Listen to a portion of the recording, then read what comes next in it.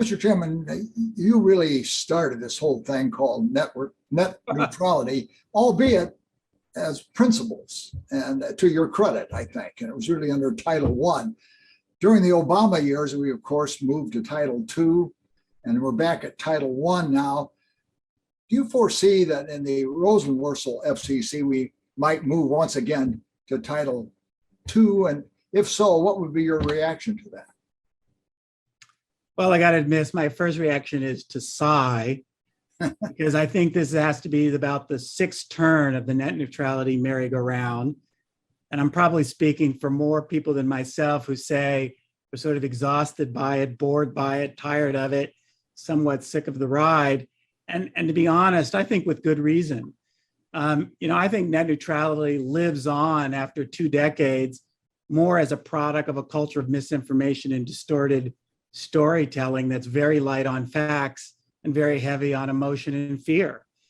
We frequently heard during the pandemic the mantra that we should be following the science.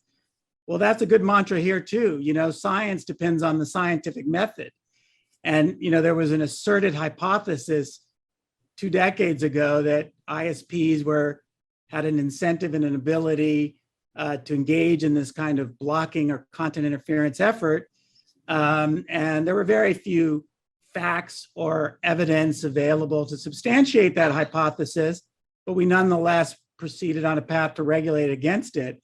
But we now have 2 decades of experience, and no such pattern in practice has ever emerged in the marketplace.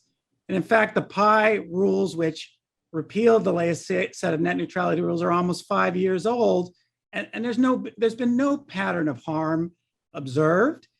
If anything, capacity and network investment has expanded dramatically.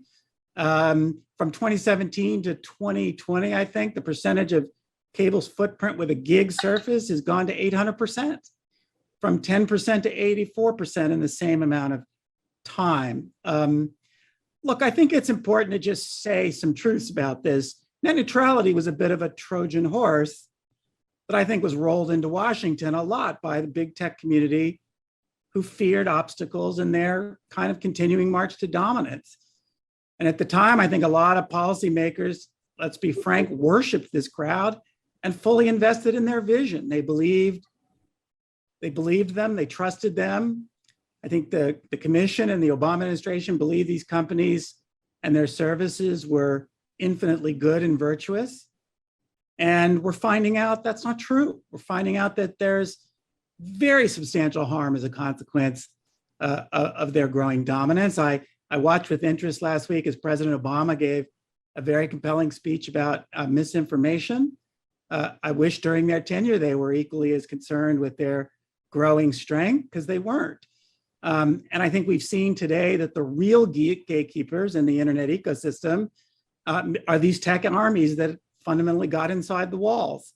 And I personally think it's kind of arbitrary and capricious to see the commission regulate to protect an open internet when the people who have the unparalleled amount of control over how open it is are really tech companies not subject to the rules.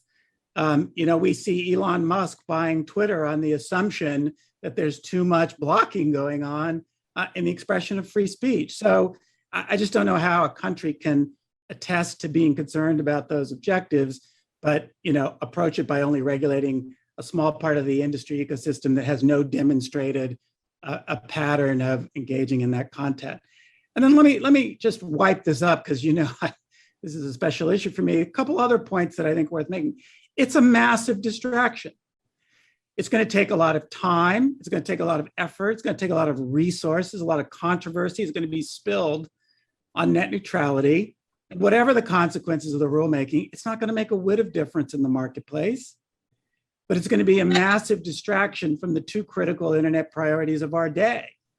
This unprecedented historical opportunity to build infrastructure and get it right. This is what we need to be focused on.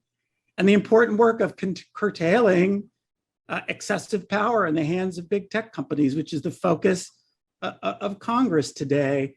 And again, by the way, even those companies recognize the importance of creating some kind of predictable regulatory environment for them to operate in some predictable, sane way.